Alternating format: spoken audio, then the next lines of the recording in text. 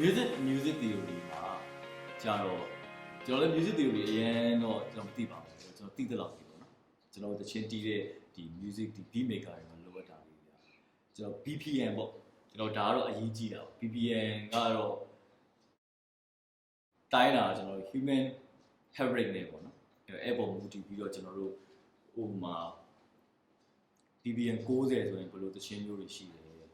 BPM 80မှာဘယ်လိုတချင်းမျိုးတွေသွားတယ်ဘယ်လိုတိုက်လေးပေါ့နော်အဲ့တော့ BPM တွေကတော့ဖြည်းဖြည်းနှေးလာတယ်ကျွန်တော်တို့လူ ease ဖြစ်လာမယ်ညိတ်လာမယ်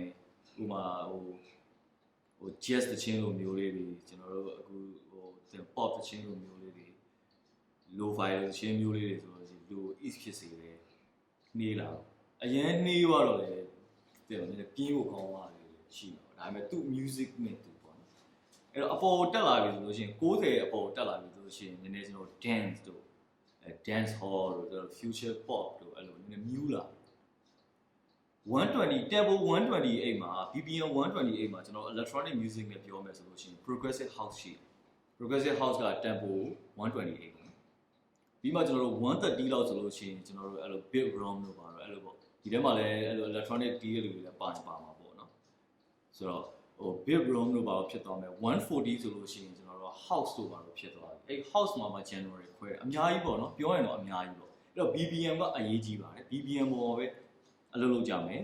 BPM ပေါ်မှာပဲကျွန်တော် recording လုပ်ကြမှာအဲ့တော့အဲ့ BPM နဲ့ပဲအထဲမှာ effects တွေထည့်ပြီးတော့သိရမှာသူရဲ့ locate တွေနဲ့အတိအကျလောက်အောင်ပါတော့ BPM ကအရေးကြီးတယ်မှားလို့မရဘူးနောက်ပြီးတော့ timing ပေါ့ကိုဘယ်လောက် timing နဲ့သွားမှာလဲ timing တွေကတော့အမျိုးမျိုးရှိတယ်ကျွန်တော်ပုံမှန်သွားနေကြတော့44 timing ပေါ့1 2 3 4 1 2 3 4အဲ့တော့ဘာတွေရှိသေးလဲဆိုတော့6 8 timing တို့7 8တို့ကျွန်တော်တို့3 4 timing တို့3 4ဆိုလို့ရှိရင်ကျွန်တော်တို့1 2 3 1 2 3 1 2 3 1 2 3အဲ့တော့ဒါတော့သိပါမယ်เนาะအဲ့တော့အဲ့ဒီ timing တွေရှိမယ်ဘယ် timing မှာမူတည်ပြီးတီးမှာလဲနောက်ပြီးတော့ key တွေပေါ့နော်ဘာ key လဲဟုတ်တယ်မလား key တွေသိရမယ် chords တွေသိရမယ်အဲ့ key ဒီ chord သိပြီးသွားရင်ဒီ chord တွေဘယ်လို progression လောက်အောင်ဒီဆောက်အောင်လဲအဲ့မှာဘယ်လို notes အလုံးလေးတွေထပ်ပိုးမလဲเนาะပြီးသွားလို့ရှိရင်ကျွန်တော်တို့ဒီပေါ့နော်ကိုတီးတဲ့ဟာလေးတွေ rhythm ကြရမယ်နောက်ပြီးတော့ swing ဖြစ်နေရမယ်အဲ့ဟာလေးနည်းနည်း swing ဘယ်လိုလုပ်လို့ရမလဲဒါလေးသိထားရင်ရပါတယ်ဗျအဲ့တော့ instruments တွေအကြောင်းလည်းသိရမှာပေါ့ဒီထဲမှာဆိုရင်ကျွန်တော်တချို့ instrument လေးရေးထားတယ်ဒီတက်ပို့ပြီးတော့ modern instrument တွေကဘာပေါ်မှာအများကြီးပေါ့နော်ရေးချရေးပြီးမှာမဟုတ်ပါဘူးအဲ့တော့ drums တွေအကြောင်းသိရမယ် kick ကဘယ်နာဟာလဲဘယ်လိုတန်းလဲသိရမလားကျွန်တော် snare ကဘယ်လိုလဲဒါကတကယ်